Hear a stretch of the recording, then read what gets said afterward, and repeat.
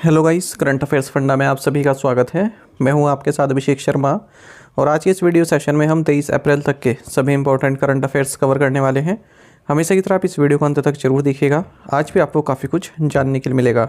Session की शुरुआत करने से पहले आप सभी को बताना चाहूँगा, यदि आप हमारी daily current affairs PDF, weekly PDF, monthly PDF और हर महीने के banking and economic awareness PDF चाहते हैं तो करंट अफेयर्स फंडा का 1 ईयर मेंबरशिप प्लान आप ज्वाइन कर सकते हैं, जिसका लिंक आपको वीडियो के डिस्क्रिप्शन में या फिर फर्स्ट कमेंट में मिल जाएगा। आपको बता दें, इस 1 ईयर मेंबरशिप प्लान के तहत जितना भी हमारा PDF कंटेंट है वो हम आपको 1 साल तक के लिए प्रोवाइड कराते हैं, जिसे आप डाउनलोड कर सकते हैं, प्रिंट आउट भी निकलवा सकते हैं। इसके लिए चाहे तो आप करंट अफेयर्स फंडा ऐप को यूज़ कर सकते हैं या फिर अपने लैपटॉप या सिस्टम की मदद से वेब लॉगिन भी कर सकते हैं। कोई भी आपका एग्जाम हो, बैंकिंग, SSC, रेलवे या फिर स्टेट PCS, जहाँ पर भी जनरल अवेयरनेस या करंट अफेयर्स पूछे जाते हैं, सभी एग्जाम्स के लिए हमारा PDF कंटेंट काफ़ी यूज़फुल है। दूसरा कोर्स हमारा बैंकिंग अवेयरनेस का है। कंप्लीट बैंकिंग अवेयरनेस हमने आपको इसमें पढ़ाया है। न केवल आपके बैंकिंग मेंस एग्जाम, बल्कि अगर आप बैंकिंग इंटरव्यू देते हैं जैसे SBI PO, IBPS PO, RRB PO या फिर RBI ग्रेड B या अन्य कोई बैंकिंग इंटरव्यू, वहाँ पर जो आपसे बैंकिंग अवेयरनेस पूछी जाती है वो भी आपकी इसी कोर्स में कवर हो जाएगी। साथ ही साथ SSC, रेलवे, स्टेट PCS जैसे एग्जाम्स में इंडियन इकोनॉमी पर जो क्वेश्चन पूछे जाते हैं, जैसे GDP के कंसेप्ट पर क्वेश्चन पूछते हैं, 5 ईयर प्लान पर अब तक क्वेश्चन पूछ रहे हैं, नीति आयोग पर क्वेश्चन पूछते हैं, पॉवर्टी और types of unemployment, inflation, deflation, stagflation, money market, capital market जिसमें सब शेयर मार्केट वगैरह आता है, सेंसेक्स आता है, और इंश्योरेंस सेक्टर से संबंधित जो भी एग्ज़ाम्स होते हैं उनके लिए मटेरियल इसमें मिल जाएगा। इकोनॉमिक टर्म्स, फाइनेंशियल टर्म्स, जो भी स्कीम्स हैं हमारी इंडियन इकोनॉमी से संबंधित, सब कुछ इसमें कवर कराया गया है। ठीक है, तो दोनों ही सेपरेट कोर्सेज़ हैं, करंट अफेयर्स का भी और बैंकिंग अवेयरनेस का भी। 1 साल की वैलिडिटी है। डेमो वीडियो लेक्चर्स और डेमो PDFs अवेलेबल हैं करंट अफेयर्स फंड ऐप पर। कोर्स बाय करने से पहले उन्हें जरूर देख लीजिएगा, एक आइडिया आपको लग जाएगा किस तरह का कंटेंट हमने आपको इन कोर्सेज में प्रोवाइड कराया है। और करंट अफेयर्स फंड ऐप पर आपको ये कोर्सेज मिलेंगे। ऐप का लिंक वीडियो के डिस्क्रिप्शन में या फिर फर्स्ट कमेंट में दे दिया गया है, वहाँ से आप बाय कर सकते हैं। फिर भी कोई डाउट अगर आपका रहता है तो ये हमारा कस्टमर केयर नंबर है 8448169188। इस पर आप कॉल कर सकते हैं या फिर व्हाट्सएप करके भी जानकारी प्राप्त कर सकते हैं। तो बिना देरी के शुरुआत करेंगे इस वीडियो सेशन की। हमेशा की तरह सेशन की शुरुआत क्वेश्चन ऑफ द डे से करेंगे, जिसका आंसर आपको अभी कमेंट बॉक्स में करना है। पूछ रहे हैं कि विश्व बायोस्फीयर रिजर्व नेटवर्क में भारत के कितने बायोस्फीयर रिजर्व शामिल हैं। How many biosphere reserves in India are included in the world network of biosphere reserves. Option हैं 10, 12, 15 या फिर 18। जल्दी से आंसर कर दीजिए, फिर हम आगे बढ़ते हैं। और इसी तरह के क्वेश्चन यदि आप प्रैक्टिस करना चाहते हैं तो हमें टेलीग्राम पर जरूर ज्वाइन करें। करंट अफेयर्स फंडा नाम से हमारा टेलीग्राम चैनल है।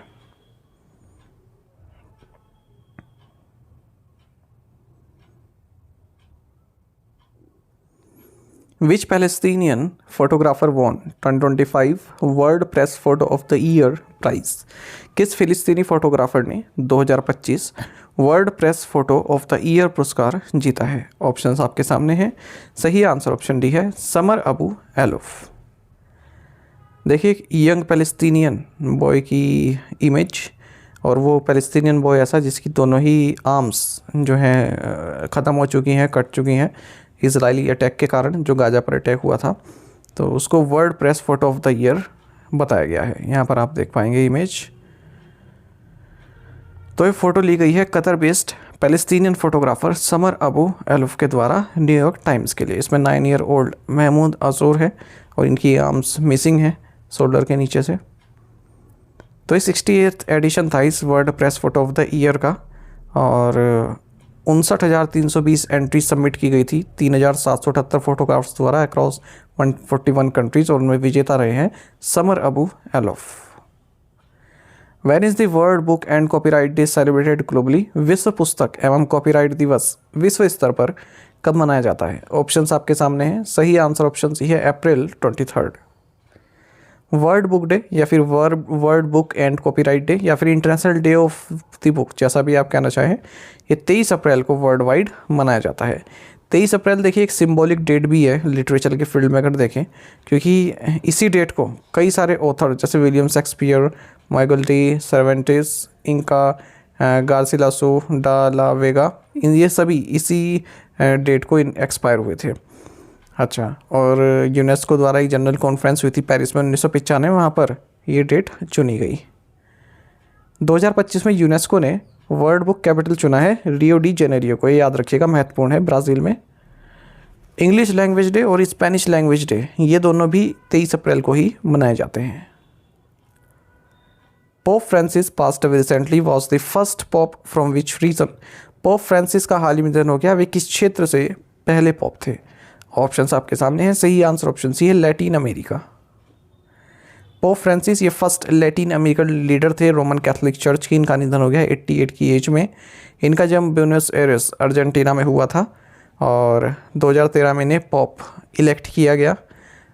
जब फ्रांसिस नेम इन्होंने बाद में अडॉप्ट किया था, इससे पहले इन्हें जॉर्ज मैरियो बर्गोग्लियो के नाम से जाना जाता था।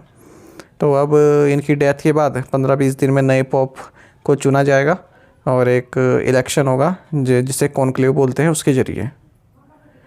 पोप क्या होते हैं? अपोस्टल पीटर के सक्सेसर होते हैं या फिर आप कह सकते हैं हेड होते हैं कॉलेज ऑफ बिशप्स के, या फिर pastor of universal Catholic church on earth. The Bombay Stock Exchange (BSE), Asia's oldest stock exchange, celebrated its 150th anniversary on April 17, 2025. Asia के सबसे पुराने stock exchange Bombay stock exchange ने 17 अप्रैल 2025 को अपनी 150वीं वर्षगांठ मनाई है। तो union finance minister Nirmala Sitharaman ने बॉम्बे स्टॉक एक्सचेंज की जो टेक्नोलॉजिकल एडवांसमेंट है, इसका जो रोल है इंडिया के इकोनॉमिक डेवलपमेंट में, उसको सराहा है। बॉम्बे स्टॉक एक्सचेंज एशिया का ओल्डेस्ट स्टॉक एक्सचेंज है। इसने 17 अप्रैल 2025 को अपनी 150th एनिवर्सरी सेलिब्रेट की है। निर्मला सीतारमण ने BSE 150 इंडेक्स भी लॉन्च किया है, जो कि एक नया बेंचमार्क इंडेक्स है, जिसके जरिए जो टॉप 150 लिस्टेड कंपनीज़ हैं उनको उनके परफॉर्मेंस को ट्रैक किया जाएगा उनकी मार्केट कैपिटलाइजेशन और लिक्विडिटी के अकॉर्डिंग। साथ ही इन्होंने एक कमोडिटी कॉइन भी लॉन्च किया है, BSE at 150 लोगो उसका बना हुआ है। बॉम्बे स्टॉक एक्सचेंज संबंधित कुछ महत्वपूर्ण जानकारी देख लेते हैं। 1875 में इसकी स्थापना हुई थी, तब इसका नाम था the native share and stock brokers association. स्थापना की गई थी कॉटन मर्चेंट प्रेमचंद रॉयचंद के द्वारा बनियान ट्री के नीचे। फर्स्ट एक्सचेंज बना जिसको सिक्योरिटीज़ कॉन्ट्रैक्ट रेगुलेशन एक्ट 1956 के तहत रिकॉग्नाइज किया गया। इलेक्ट्रॉनिक ट्रेडिंग 1995 में इसने शुरू की। इंडिया INX लॉन्च किया 2016 में, जो कि फर्स्ट इंटरनेशनल एक्सचेंज है। और 2017 में नेशनल स्टॉक एक्सचेंज लॉन्च किया। सेंसेक्स इसकी जो है इसी का हिस्सा है, मतलब जो टॉप 30 परफॉर्मिंग कंपनीज होती है उनको इसमें ट्रैक किया जाता है। 1986 में सेंसेक्स को लॉन्च किया था। $5 ट्रिलियन की इसने कैपिटलाइजेशन क्रॉस की मई 2024 में और 6th लार्जेस्ट स्टॉक एक्सचेंज बन गया है globally. How many new sites were recently added to the UNESCO global geo parks network. हाल ही में UNESCO global geo park network में कितनी नई साइटें जोड़ी गई हैं? ऑप्शंस आपके सामने हैं। सही आंसर ऑप्शन बी है 16। यूनेस्को ने 16 नई साइट्स अक्रॉस 11 कंट्रीज़ 11 कंट्रीज से 16 नई साइट्स जोड़ी हैं अपने ग्लोबल जियो पार्क्स नेटवर्क में, जिसकी 10वीं एनिवर्सरी हाल ही में मनाई गई है। तो ये locations China, North Korea, Ecuador, Indonesia, Italy, Norway, South Korea, सऊदी अरब, स्पेन, UK और वियतनाम से हैं।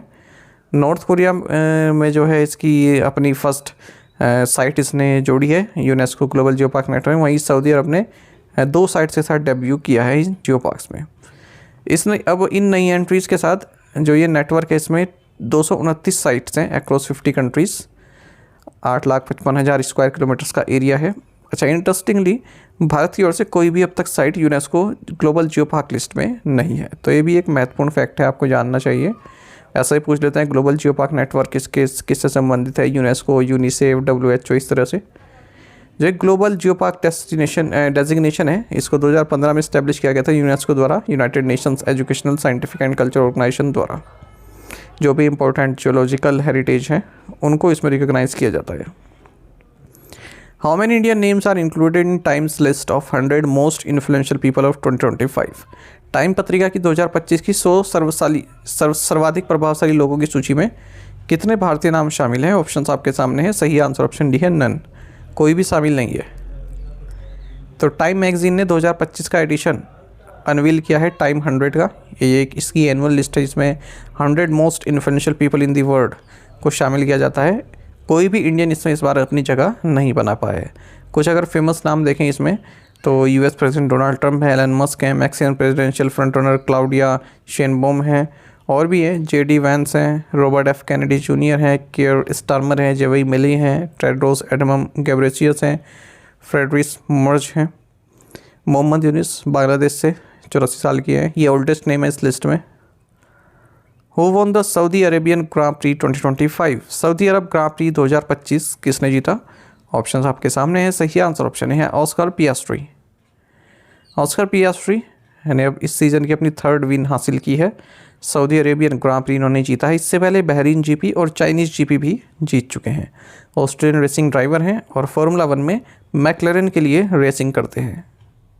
What is the name of the new variety of turmeric developed by Indian institute of spices research Kozhikode? भारतीय मसाला अनुसंधान संस्थान कोझिकोड द्वारा विकसित हल्दी की नई किस्म का नाम क्या है? ऑप्शंस आपके सामने हैं, सही आंसर ऑप्शन सी है IISR Surya. Indian institute of spices research Kozhikode ने एक नई light colour turmeric variety launch की है और इसका नाम है IISR सूर्या। तो लाइट कलर्ड है, ये थोड़ी हल्के कलर की दिखती है।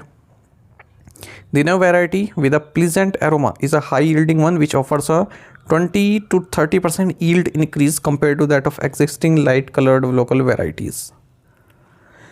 Which insurance company launched the Superwoman term plan? किस बीमा कंपनी ने सुपर वुमन टर्म योजना शुरू की है? ऑप्शंस आपके सामने है, सही आंसर ऑप्शन डी है Bajaj Allianz life insurance. Bajaj Allianz life insurance एक नई टर्म इंश्योरेंस प्रोडक्ट लॉन्च किया है जिसका नाम है Bajaj Allianz life super woman term. खास करके महिलाओं के लिए ही है ये, और financial protection, health benefits, child care support सब कुछ इसमें दिया जा रहा है। The product provides a lump sum payout to nominees in case of the policy holder's death. It also covers 60 critical illness including breast, cervix and ovarian cancers.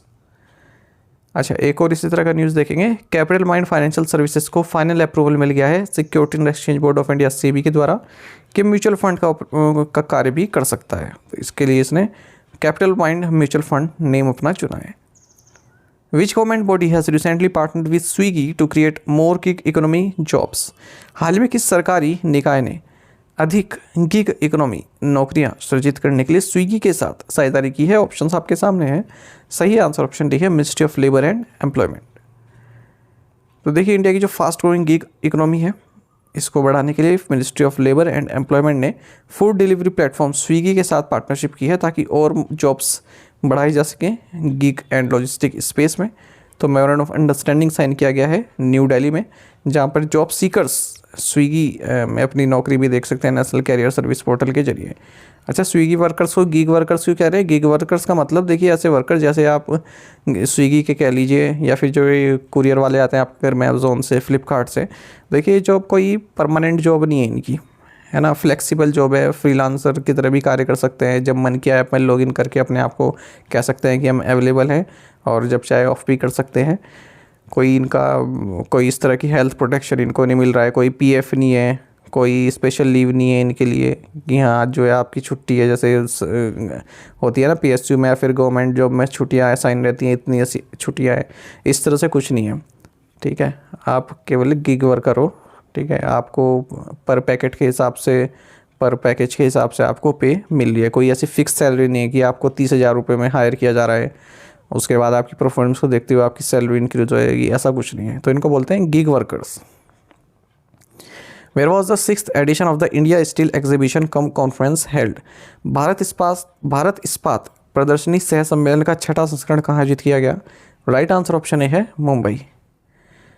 India steel का जो 6th addition है ये Bombay exhibition centre Mumbai में हाल में संपन्न हुआ है। ये एक biennial international exhibition cum conference है, स्टील सेक्टर से संबंधित है।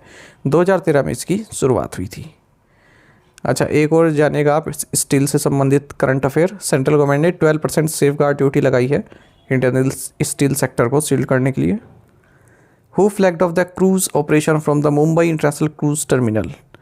मुंबई अंतर्राष्ट्रीय क्रूज टर्मिनल से क्रूज परिचालन को किसने हरी झंडी दिखाई? सही आंसर ऑप्शन डी है Sarbananda Sonowal. Union minister of port, shipping and waterways Sarbananda Sonowal ने क्रूज ऑपरेशंस को हरी झंडी दिखाई है मुंबई इंटरनेशनल क्रूज टर्मिनल से, जो कि इंडिया का लार्जेस्ट क्रूज टर्मिनल है। क्रूज भारत मिशन के तहत इसको डेवलप किया गया मुंबई में। साथ ही इन्होंने जो रिनोवेटेड फायर मेमोरियल है विक्टोरिया डॉक्स में, इसको इनोग्रेट किया है। साथ ही 2 हेरिटेज बिल्डिंग्स हैं उन्हें रिनोवेट किया गया है, उसको भी इनॉग्रेट किया। फोर्ट हाउस बेलार्ड स्टेट और एवेलिन हाउस कोलापा में है दोनों ही। साथ ही इन्होंने सागर उपवन गार्डन को भी इनॉग्रेट किया है। क्रूज़ भारत मिशन की बात करें तो इसके तहत 10 इंटरनेशनल सी क्रूज़ टर्मिनल्स को डेवलप किया जा रहा है, 100 रिवर क्रूज़ टर्मिनल्स को क्रिएट किया जा रहा है, 5 मैरिनास लॉन्च किए जा रहे हैं हमारे कोस्ट पर, ठीक है, और 5000 किलोमीटर के जो वाटरवेज हैं उनको इंटीग्रेट किया जा रहा है। Which edition of the tri services future warfare course was recently held? हाल ही में त्रिसेवा फ्यूचर वारफेयर कोर्स का कौन सा संस्करण आयोजित किया गया? ऑप्शंस आपके सामने है, सही आंसर ऑप्शन डी है सेकंड। तो second edition of try services future warfare course संपन्न हुआ मानेक शाह सेंटर न्यू दिल्ली में। इसको कंडक्ट किया गया था हेडक्वार्टर्स इंटीग्रेटेड डिफेंस स्टाफ के द्वारा, कोऑर्डिनेट किया गया tri services think tank centre for joint warfare service studies के द्वारा। This edition features an enhanced curriculum covering specialist subject and domain specific warfare developments in military operations. It focuses on developing an erudite understanding on how war fighting is being impacted by technology, necessitating a relook at the thinking, concepts, doctrines, strategies and tactics, techniques and procedure. किस तरह से जो वार fight की जा रही है उसमें अब टेक्नोलॉजी एडवांसमेंट इतना आ गया है तो हमें फिर से देखने की ज़रूरत है, फिर से सोचने की ज़रूरत है, नई डॉक्ट्रिन लाने की ज़रूरत है, ठीक है, अपनी स्ट्रेटजी बदलने की जरूरत है टेक्नोलॉजी के हिसाब से, वो सब इसमें डिस्कस किया जाता है। Which fintech startup has partner with Poonawalla Fincorp for instant personal loans?